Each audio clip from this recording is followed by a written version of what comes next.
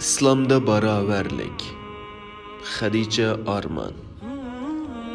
Baraverlik so'zi tilga ilinganda ko'pinchimizni aqliga g'arbning ta'sirida musulmonlar dunyosiga sig'ib kelayotgan va qiziq temalardan beri bo'layotgan ayollar o'rtasidagi baraverlik, ayollar huquqi, kishilik huquq deganlar kelishi mumkin. Ammo İslam dinimizning asosiy qonun prinsiplari va ahkomlaridagi barobarlik haqida ko'pincha qo'yilib ketmaymiz.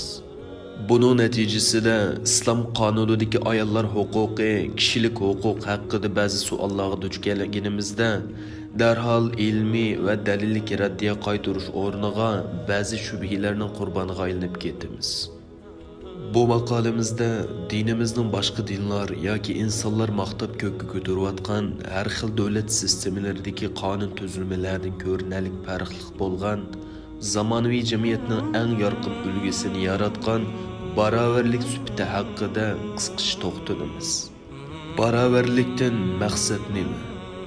Dinimiz inson haqlari, hurlik, adolat, erkinlik qatorliq dunyoning tengligini saqlaydigan asos prinsiplarda asrlar bo'yi yeshilmay kelgan masalalarni hal qilgandek, barobarlik uqumini 14 asr burunli o'tirg'i qo'ygan. Davrimizdagi atalmış erkinlik ve barobarlik tashabbuschilaridan ming yillar burun icra qilishga boshlagan ve dünyada tunji bo'lib insonlarni irqi, rangi, millati ve dini sabablik masxara qilishdan to'sgan go'zal dindir. Qur'oni Karim ve hadis shariflarda tekrar tilg'ilingan barobarlik bo'lsa, bir insonning irqi, rangi, millati, nasabi ve cemiyetdeki imtiyozi qandoq bo'lishidan qat'iy nazar, davo dastur, jazo mukofot ve her qandoq shar'iy hukmlarda bir-biridan hech qandoq farqlanmaydiganligi, har qandoq kishining shariat qonuni oldida barobar ekanligini ko'rsatadi. Alloh taolo Qur'oni Karimda bu haqda mundaq deydi: Ey insonlar, sizlarni biz haqiqatan bir bir ayoldan, ya'ni Odam bilan Havvodan bir ota, bir onadan yarattık. O'zaro tanishishinglar uchun sizlarni nurg'un millat va urug' qildik. Haqiqatan eng taqvodor bo'lganlaringlar Allohning dargohida eng hurmatli hisoblanasizlar. Alloh haqiqatan hammani bilguchidir, hammadan xabardordir. Sura Hujurat 13-oyat.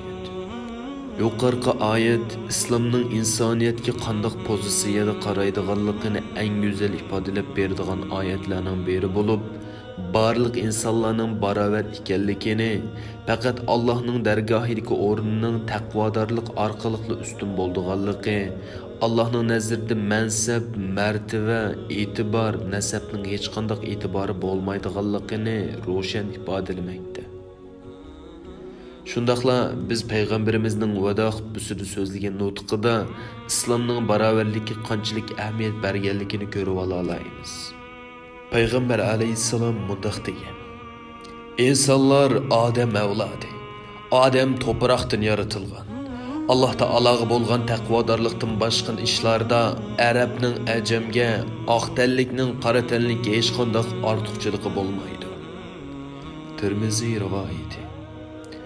Bu hadisda aniq holda islomning irqiy ayrimchilikka qarshi turadiganligi va o'xshamagan irqqa tava insonlarga o'xshash nazardan qaraydiganligi ko'rsatilgan. Demak, islomdagi barobarlik huquqidan ko'zda tutildigini, chirkovdan bezor bo'lib g'arb dunyosidagiga o'xshash erkinlik nomi bilan shariatdan, diniy va milliy qimmat qarashlardan yiroqlashtirish orqali atalmış madaniy jamiyat barpo qilish maqsadida o'ttirg'i chiqarilgan ayollarning mutlaq barobarligi yoki xotin o'ttirsidagi mutlaq barobarlik bo'lmasdan, balki insonlar dunyosining tengligini saqlaydigan jamiyat a'zolari qonuniy huquq va majburiyatlarda o'xshash bo'lgan insonlarning Robbi tarafidan ba'zi cheklama va chegaralar qo'yilgan barobarlikdir. Islomdagi barobarlikning ko'rinishlari.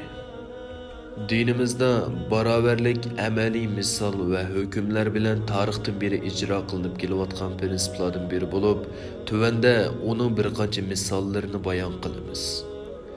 Birinchi, namoz, zakot, ro'za, haj va uningdan boshqa shar'iy takliflar har qanday balog'atga yetgan musulmonga birdek farz qilingan bo'lib, har qanday islomni qabul qilgan kishining ado qilishi talab qilinadi. Shuning bilan bir vaqtda har qanday balog'atga yetgan kishining guvohligi, ilm setim, sulhi va ahdilari qabul qilinadi. Har qanday tashqi kuchga tayanmasdan mustaqil yashashga boshlagan bo'ladi. Ikkinchi, musulmonlarning namozga turganda cho'ng kichik, boy kambag'al, xo'jayin va qullarning saflarda birdek tuz, barobar turishi, bir ibodatni o'xshash o'rinda, o'xshash shaklda ado qilishi, butun dunyoga barobarlikda jakorlagan bo'lsa, haj faoliyatlarida har tabiqa, har xil martabadagi o'xshamagan irq va millatlarning o'xshash kiyim va o'xshash shaklda haj ahkomlarini ijro qilishi barobarlikning eng yuqori pallasini ko'rsatadi. Uchinchi, qisos masalasida islom barliq kishilar o'rtasida o'xshash hukmlarni barpo qilgan bo'lib, ziyonkashlikka uchrag'uvchi bilan javobgarning kishilar orasidagi o'rin martabasi farqli bo'lsa-mu, berilgan jazo o'xshash ijro qilinadi.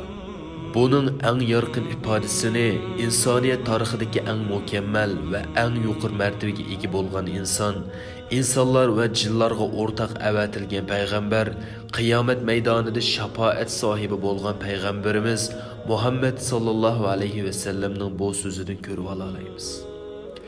Ey jamoat, kimning menda haqqi bo'lsa olsin. Bu mening melim. Men kimni nahaq urib olgan bo'lsam, qiyomat kelishdan avval mendan qisosini olsin. Yana bir go'zal misol bo'lsa, musulmonlarning ikkinchi xalifasi Umar roziyallohu anhu bilan oddiy bir puxra o'tirsida yuz bergan hodisa bo'lib, Umar musulmonlarning ishlari bilan oldirash vaqtida bir kishi uning yoniga shikoyat qilib keladi.